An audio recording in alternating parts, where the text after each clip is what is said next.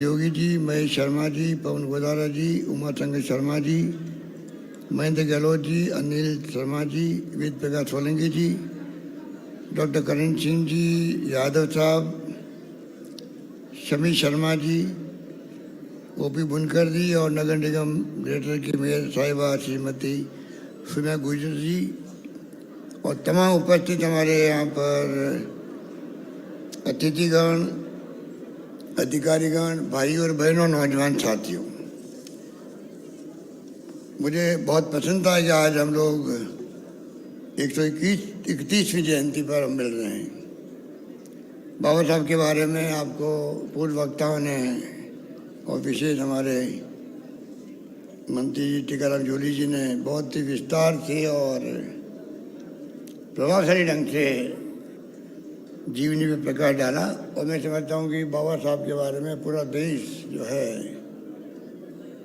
वो भली भांति जानता है कि क्या उनकी भूमिका थी उस जमाने की जिसका जिक्र किया गया।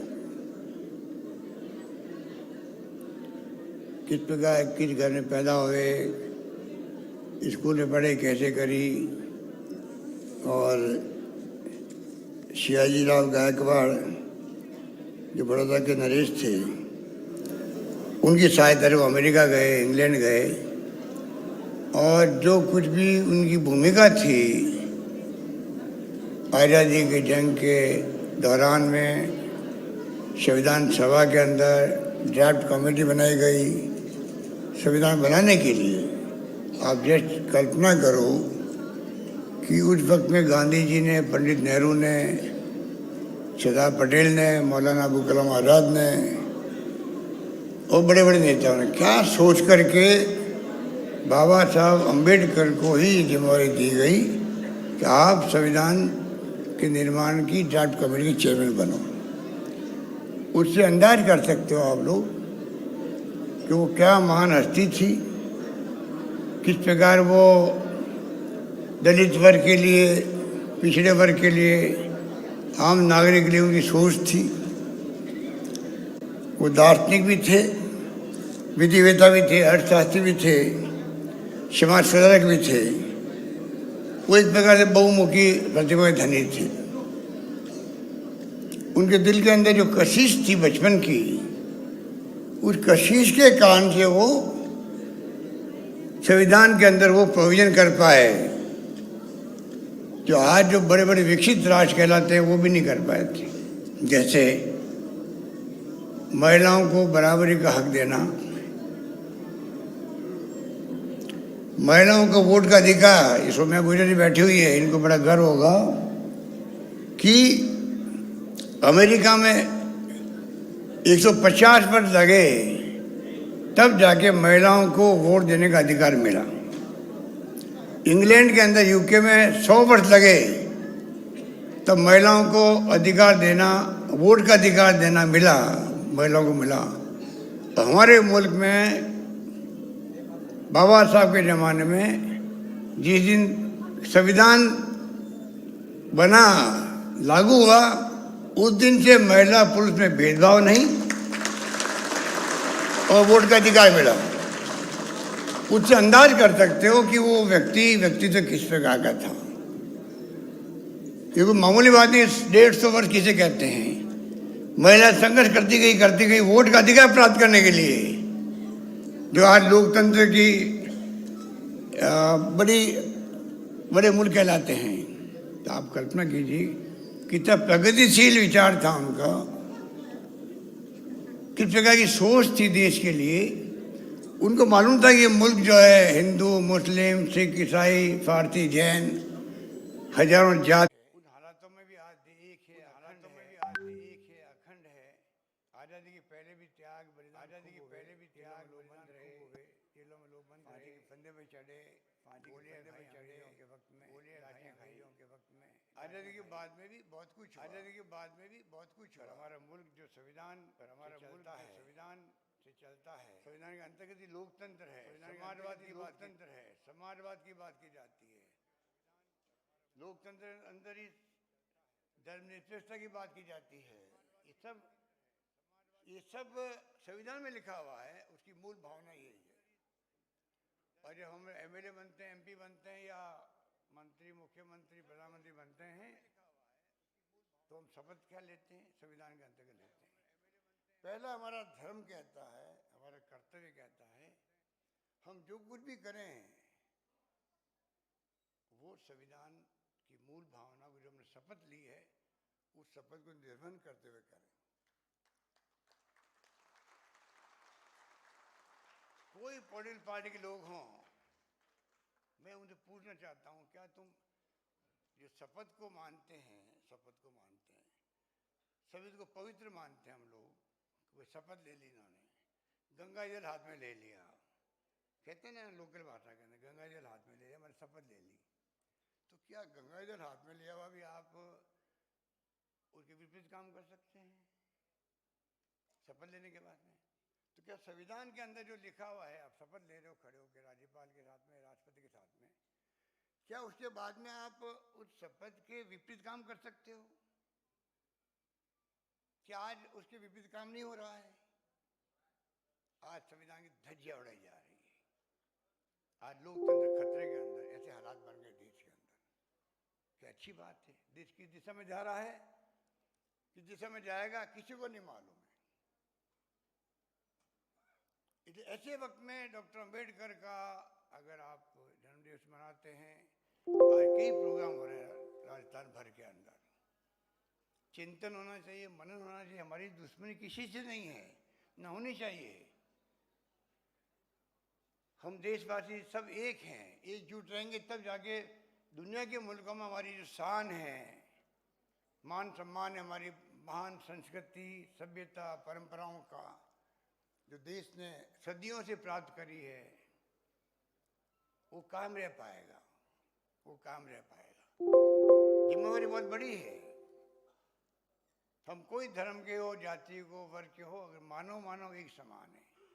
और हमारे यहाँ तो वसुधैव कुटुंबकम की बात की गई है सदियों से, ये हमारी संस्कृति है। पूरा विश्व जो है कुटुंब है। ये जिस मुल्क में ये भावना निकली हो, जिस मुल्क से, जिसके जहन में बात हो, जय जगत की बात की विनोबा भावे ने, जगत की जय हो। आप कल्पना कीजिए, ये देश वो है जहाँ पूरी दुनिया लोहा मानती है इसका।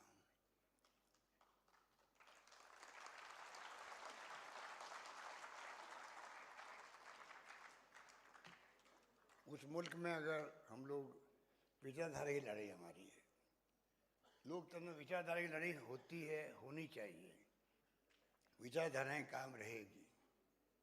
बड़ौदा के अंदर मैं राहुल गांधी के साथ था, वहाँ पर इंटरेक्शन हो रहा था। एक व्यक्ति ने खड़ा होकर कह दिया ये बीजेपी आरएसएस सब खत्म होनी चाहिए। तो राहुल गांधी ने कहा आप गलत कह रहे हो, वो एक विचारधारा है, वो एक विचारधारा है, आरएसएस हो, वो एक विचारधारा है, आरएसएस हो चाहे बीजेपी हो, वो कायम रहेगी, रहनी चाहिए। वो अपनी बात करें, हम अपनी बात करें। हमारी जो लड़ाई है विचारधारा की है, जनता फैसला करे भाई आप क्या चाहते हो, ये उसकी बात थी। तो मैं कहना चाहूँगा हमारी कोई लड़ाई किसी से नहीं, दुश्मनी नहीं है, पर जो विचारधाराएं हैं जिस रूप में हम चाहते हैं लोकतंत्र कायम रहे, सभी धर्मों का सम्मान हो, सभी जातियों का सम्मान हो, ऊंच नीच के कोई भेदभाव नहीं हो, सबको समान अधिकार मिले। हमारी गवर्नमेंट का राजस्थान में कह सकता हूँ कि प्रयास है। जैसे गांधी जी ने कहा था कि आप अगर कुछ संशय हो, कोई आप मंत्री मुख्यमंत्री हो, केंद्रीय मंत्री हो या प्राइम मिनिस्टर हो, और जीवन में आपको कुछ संशय पैदा हो कि फैसला करते वक्त में, तो आप कल्पना करो उस गरीब व्यक्ति की जो जिंदगी में आपने कभी देखा है, और फिर सोचो मेरी कलम उस दिशा में चलनी चाहिए जिससे उस गरीब का भला हो रहा है क्या, और फैसला करो। तो मैं दावे के साथ कह सकता हूँ मेरा बजट जो आया है, जिसकी तारीफ सब लोग करते हैं, अगर आप देखेंगे, अगर उस बजट की कोई स्टडी करे, जो करनी चाहिए आप सबको, बच्चों को भी, सबको, और उसके मर्म को समझना चाहिए, हर योजनाएं, हर योजनाएं किसके हित के अंदर है। 10 लाख की बात तो एक बात हुई, जो अभी मेरे आ रहा था पीसीसी से, एक व्यक्ति मुझे मिला गेट पे, अरे साहब मेरे गांव से मेरा कोई भाई भतीजा कोई आया और सीके बिरला में इलाज करवाया, उसका हार्ट की ऑपरेशन था, 137 रुपये टैक्सी के लगे खाली, बाकी फ्री इलाज हुआ।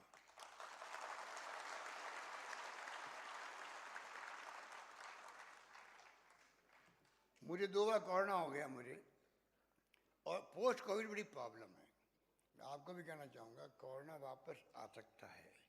कल देखा होगा आपने टीवी के अंदर जगह जगह कोरोना के केस आ जाने लग गए। चिंता करो, बच के रहो, बच के रहो। मुझे 2 बार कोरोना हुआ, और कोरोना के बाद में हार्ट की, किडनी की कोई प्रॉब्लम हो सकती है, अलग तरह की हो भी नहीं लोगों को। मुझे हार्ट की हो गई, मेरा इलाज हुआ एसएमएच के अंदर, स्टेंट लगा। अगर स्कीम नहीं होती तो 2-3 लाख रुपए खर्च होते, मेरे 1 रुपया खर्च नहीं हुआ।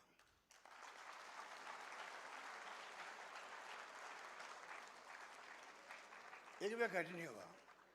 अब कल्पना करो 10 लाख रुपए, उसमें तो 5 लाख की स्कीम थी, अब मैंने 10 लाख ही कर दी।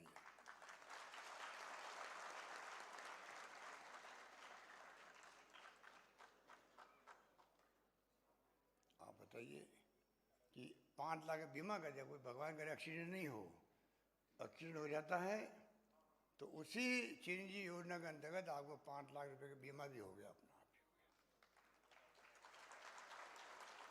और हमने एक काम और किया, आईपीडी ओपीडी फ्री कर दी है। अब कोई अस्पताल में जाएंगे आप लोग, पहले के ऑपरेशन के अंदर कुछ सामान बाहर से मंगाते थे, दवाएं 900 की लिस्ट थी तो उसके अलावा लिस्ट तो वो बाहर से आती थी। अब आपको 1 रुपया नहीं देना पड़ेगा, पूरा खर्चा अस्पताल खुद उठाएगा। ये हमने व्यवस्था कर दी। एक व्यवस्था और कर दी कि अगर किसी जगह ट्रांसप्लांट होना है, किडनी या लीवर, उसमें आपको मालूम है कि 15-20 लाख रुपये खर्च होते हैं, गरीब आदमी नहीं दे सकता है। तो 10 लाख के अलावा भी जिसका kidney transplant, liver transplant, bone marrow transplant, cancer के कारण से, ऑर्गन ट्रांसप्लांट, एक्सीडेंट में लोग मर जाते हैं तो उसका ऑर्गन भी, आँख भी, हार्ट भी आजकल ट्रांसप्लांट होते हैं, हवाई जहाज से भेजना पड़ता है अमुक जगह जहाँ पर जिसकी मांग है हिंदुस्तान के अंदर। अगर 15-20 लाख रुपये खर्च होंगे तो उसको 15-20 लाख रुपए खर्च करेगी सरकार, उसको पैसे नहीं देना पड़ेगा। ये ताली आप बजा रहे हो, पर मैं आपको कहना चाहूँगा अधिकांश लोगों को नहीं मालूम ये बात है, अधिकांश लोगों को नहीं मालूम। अगर मैं हाथ खड़ा कराता तो 5-7 हाथ खड़े होते, अभी मुझे मालूम है, क्योंकि मैं इसी हॉल में भी 3 दिन पहले हाथ खड़ा करवा चुका हूँ। कि पैसे वाला तो फिर भी कर लेगा, गरीब आदमी कहाँ लाएगा 5 लाख, 10 लाख, 15 लाख। मकान बेचता है, गहने गिरवी रखता है, पता नहीं क्या क्या करता होगा, क्या बीतती बताओ। तो ये योजना ही गरीब के लिए लागू हो रही है। तो डॉक्टर अंबेडकर ने इतनी बड़ी सोच रखी, आरक्षण भी मिल गया, सब कुछ हुआ है। SC/ST एक्ट बन गया राजीव गांधी के वक्त में, जिसका आपने जिक्र किया 1 अप्रैल वाला। क्या नहीं किया गया, सब कुछ हुआ। मेरे बारे में काफ़ी कुछ कह दिया मंत्री जी ने। एक बात मैं बिना बात बताना चाहूँगा आपको ज़िंदगी की। मैं जब पैदा ही नहीं हुआ था, उसके पहले की बात है। जब मैं पैदा हुआ, बड़ा हुआ, तो मेरे पिताजी ने मुझे कहा, हमारे मोहल्ले में वहाँ मेघवाल भी, खटीक भी, वाल्मीकि भी रहते हैं, माँ मंदिर में जहाँ मैं रहता हूँ। तो मेरे पिताजी कहने लगे कि जब मेरी शादी हो रही थी, मतलब उनकी शादी हो रही थी, तो मेरी शादी हो रही थी, पिताजी ने कहा, तो मेरे बाराती खटीक भी थे, हरिजन भी थे, वाल्मीकि भी थे, मेघवाल भी थे। तो उनके ससुराल वालों को मालूम पड़ा कि भाई जो दूल्हा आ रहा है उसके साथ में खट्टिक भी आएंगे, मेघवाल भी आएंगे, हरिजन भी आएंगे। तो उन्होंने ऐतराज़ किया उस जमाने के अंदर। तो पिताजी बताते थे कि मैंने कह दिया भाई फिर मैं बारात लेके आऊँगा ही नहीं वहाँ पर।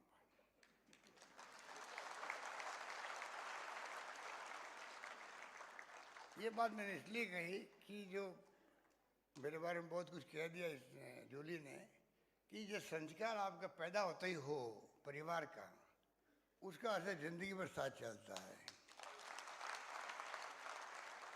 आज जो मेरे दिल में गरीब के प्रति, गरीब चाहे कोई भी हो, अगर गरीब ब्राह्मण भी है, बनिया भी है, तो ये लगता है भाई गरीब की पहले सेवा करो, जो भूखा मर रहा पहले सेवा उसकी करो। और इसीलिए मैं आज कई बार मजाक करता हूँ कि भाई ऐसा क्या बात है कि मेरी जाति का सिर्फ एक एमएलए है विधानसभा के अंदर, और मैं मुख्यमंत्री हूँ एक एमएलए होते हुए भी, और एक एमएलए कौन है? मैं खुद ही हूँ।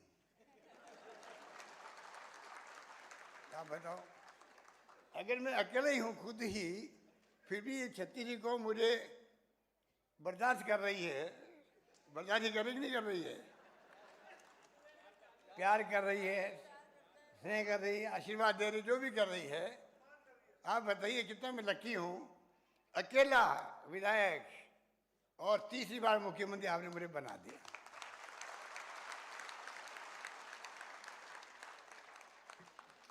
ये बात मैं इसलिए कह रहा हूँ, मेरी तरह सबको होना चाहिए छत्तीस गाँव में प्यारा।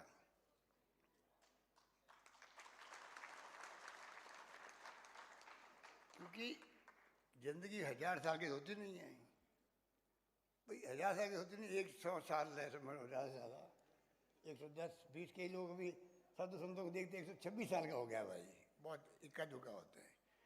अगर जिंदगी 1000 साल की होती तब तो अपन हिसाब किताब रखते हैं। जब उम्र आपकी सबकी फिक्स है, फिर काय की भेदभाव, क्यों घृणा, क्यों नफरत? सब प्यार मोहब्बत से रहे, हम लोग भाईचारे से रहें, सद्भावना हो आपस के अंदर। क्या क्या झगड़ा होगा? करौली में झगड़ा हो गया, क्या जरूरत है बताओ आप? अब उसमें राजनीति शुरू हो जाती है, चुनाव आ रहे हैं, इसलिए हमने उस घटना को बहुत सीरियस लिया। 2 दिन तक मैंने 10 घंटे सब एसपी से बात करी, पुलिस विभाग में बात करी।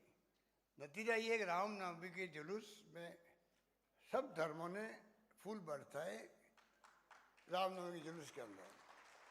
आप देखा होगा वीडियो सोशल मीडिया में, और एक जगह घटना नहीं हुई। और बाकी कई राज्यों में दंगे हो गए हैं, बुलडोजर चल रहे हैं। ये बुलडोजर चलने वाली जो है बीमारी कहाँ से आ गई? अगर राज करने वाले बुलडोजर चलाएंगे तो अम्बेडकर का राज कहाँ रहेगा, उनका संविधान कहाँ रहेगा?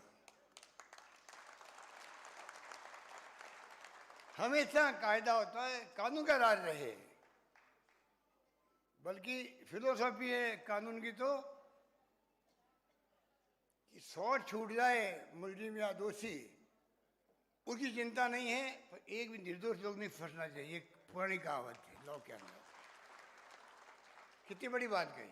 और यहाँ पर पता ही नहीं किसने नारे लगाए, किसने दंगे भड़काए, कुछ पता नहीं। लिस्ट बनी पुलिस की, बुलडोजर गए और बुलडोजर की मकान साफ कर रहे हैं। कल आंखों में आंसू आ रहे थे औरतों के, मैंने देखा था टीवी के अंदर, जिनके घरों में बुलडोजर चल गए हैं। इतने गरीब घर वाले थे, घर वाले अभियुक्त बन गए। मैं भावुक हो रहा था, ये बताओ क्या तरीका भाई ये राज करने का। एक तरफ कहते हैं कि निर्दोष लोग राजस्थान में करौली में फंस गए हैं, निर्दोष लोग पकड़े जा रहे हैं। अब आप बताओ, वो निर्दोष है जिनको आप कह रहे हो कि निर्दोष पकड़े जा रहे हैं, जो हमारे बीजेपी नेता कहते हैं, और बुलडोजर जो निर्दोष लोग पकड़े जा रहे हैं वो तो पुलिस के अंदर तो वो अभी बन गए हैं क्योंकि वो पकड़े जा रहे हैं। तो क्या हमारी सरकार जाके उनके घरों में बुलडोजर चला दे? बताइए। जिनको हम पकड़ रहे हैं तो पुलिस की दृष्टि में तो वो मुलजिम है, अपराध किया उन्होंने, दंगे भड़काए, हो सकता है वास्तव में निर्दोष हो वो, और जिसके लिए हमारे नेता बीजेपी कहते हैं भाई निर्दोष लोग पकड़े जा रहे हैं, हो सकता है निर्दोष हो उसमें कुछ लोग, तो जांच का विषय है। तो क्या सरकार दूसरे दिन बुलडोजर भेज सकते हैं कि हम वहाँ पे तोड़ना चाहिए क्या? बताइए आप लोग, बताइए आप लोग, तोड़ना चाहिए उनको? बताइए, ये क्या तरीका हुआ? बड़े खुश हो रहे हमारे मध्य प्रदेश के मुख्यमंत्री, यूपी चुनाव क्या जीत गए बुलडोजर के नाम से, घमंड आ गए इन लोगों को।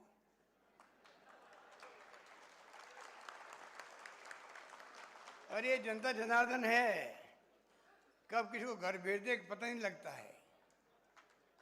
इंदिरा गांधी महान नेता थी, पोखरण में परमाणु विस्फोट कर दिया, दुनिया देखती रह गई, अमेरिका वगैरह।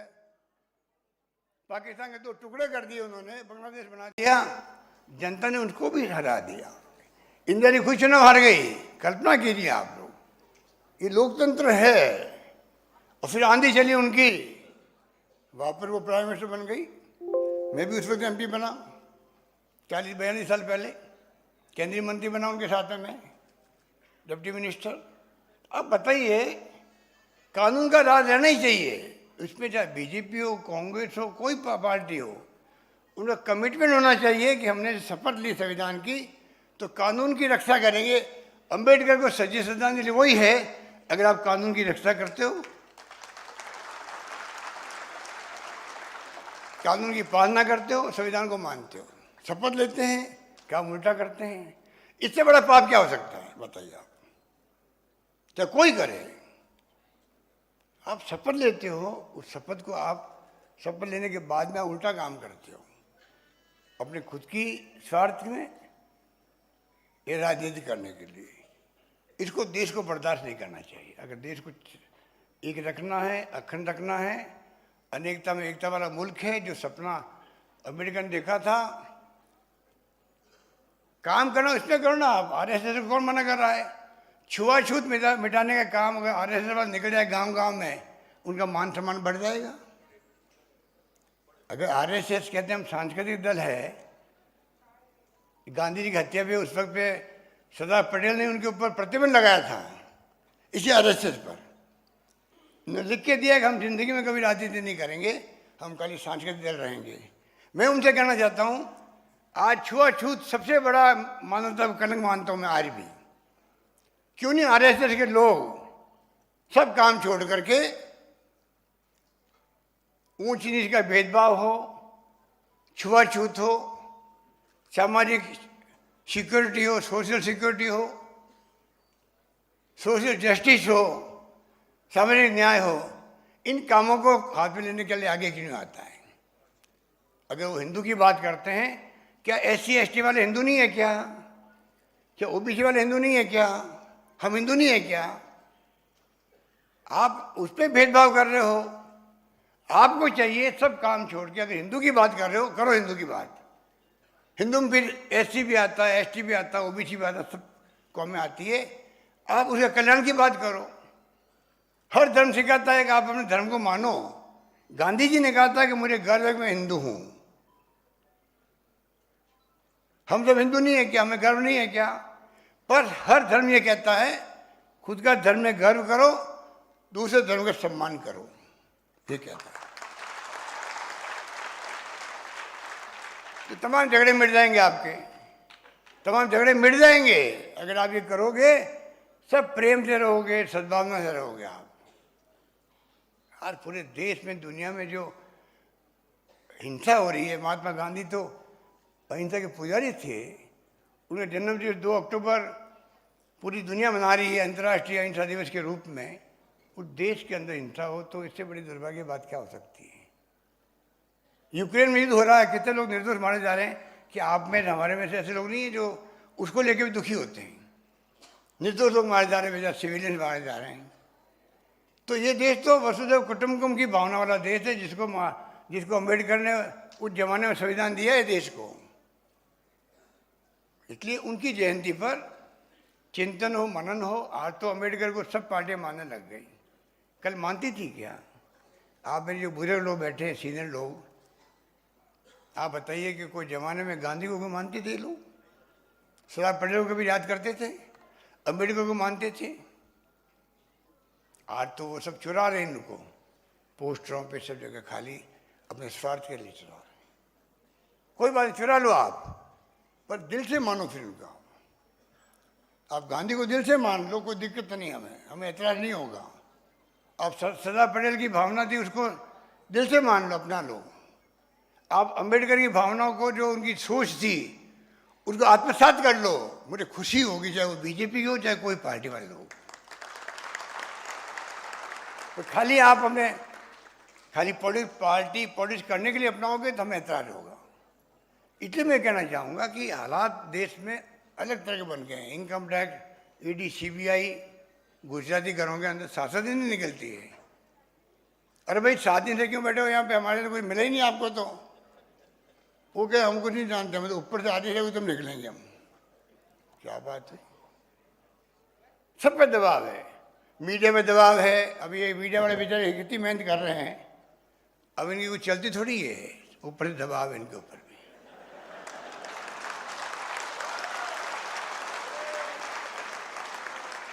ये चाहे तो ही नहीं दिखा सकते हम सबको, ये चाहे तो ही थोड़ा बहुत दिखाएंगे। इतना दबाव है मालिकों पर। अच्छे लोग हैं, मेरे मिलने वाले कई लोग, इनकम टैक्स, ईडी कब घुस रहा है उनके स्टूडियो के अंदर, स्थिति ये है।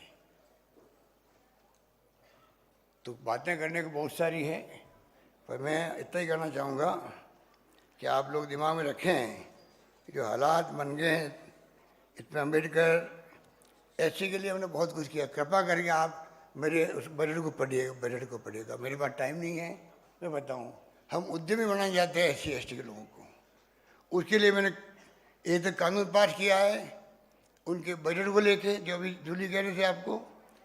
दूसरा, उद्यमी बनाने के लिए मैंने रीको को पार्टनर बनाने के तय किया है, क्योंकि एक इंडस्ट्री है। कौन कितने इंडस्ट्रीज है एससी वाले? गिन लो इंग्लिश, 70 साल के बाद में खाली उंगली में गिन लो इंडस्ट्री वालों को, एससी एसटी के लोगों को। हमने तय किया कि वो इंडस्ट्रीज बने, उनके लिए अलग से पैकेज दिया मैंने। और साथ में किया है रिको जो है, रिको तो आप जानते रिको क्या है, उसको वो पार्टनर बन सकते हैं 25% का उनका, वो चाहेंगे तो। जिससे कि टेक्निकली कौन सी मशीन आएगी, क्या फैक्ट्री लगेगी, क्या उत्पादन होगा, सब वो बता सकते हैं आपको। ये मैंने किया। पर अगर आप नहीं पढ़ोगे तो खुद तो नहीं फायदा उठा पाओगे, पर आप और फायदा दिला नहीं पाओगे। तो आपकी जिम्मेदारी है, जब आप आए हो, आप सब लोग यहाँ पर आने वाले लोग जो हैं, मेरा मानना है कि आप लोग 200 बच्चों को मैं विदेश भेज रहा हूँ सरकारी खर्चे पर पढ़ने के लिए। गायकवाड़ साहब ने अम्बेडकर को भेजा, क्रांति हो गई, ठीक है ना।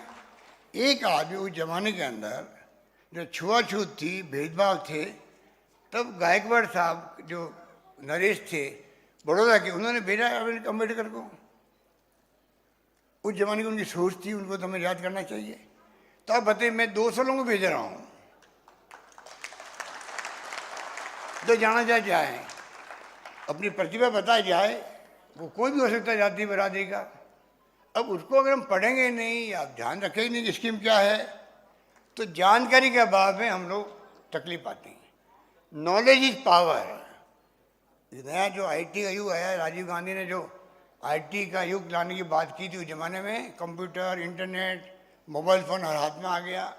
हम तो 1,33,00,000 महिलाओं को, 1,33,00,000 महिलाओं जिनके चिरंजीव कार्ड है, उन सबको मोबाइल फ़ोन देने जा रहे हैं जल्दी ही।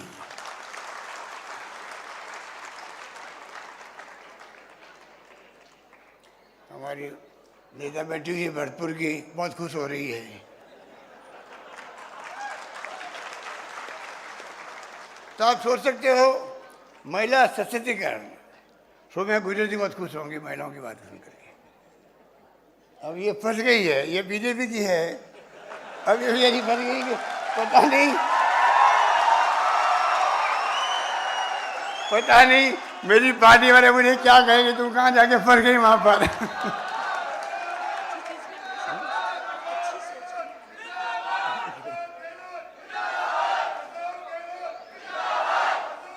नहीं, मैं मजाक कर रहा हूँ कि देखो होता है ऐसा कई बार, और बहुत कम मौके आते हैं जब कांग्रेस बीजेपी साथ बैठते हैं, बहुत कम मौके आते हैं। तो ये बहन हमारी बैठी आकर बात सुन रही है, समझ रही है। तो मैं कहना चाहूँगा आपको, कृपया करके आप बजट या अखबार वो तमाम आप लोगों को देखना, स्टडी करना चाहिए। और मुझे उम्मीद है कि जो टाइम बहुत कम है, क्योंकि अभी अम्बेडकर के प्रोग्राम और है आगे, आज 4-5 प्रोग्राम है। इसलिए मैं माफ़ी चाहता हूँ कि ज़्यादा आपकी लंबी बात नहीं करता हुआ। आप सबको मैं बहुत बहुत बधाई दूंगा कि उनकी बर्थडे पे आप सब मनाने आप आए, और बहुत ही हम उत्साह है। बच्चे हमारे जामडोली से भी आए हैं। कितना प्यारा संगीत बजा रहे थे, बताइए आप, कितना प्यारा बजा रहे थे। अच्छा, अभी मैंने जामडोली में निषेध जनों के लिए विश्वविद्यालय बनाने की घोषणा कर दी है।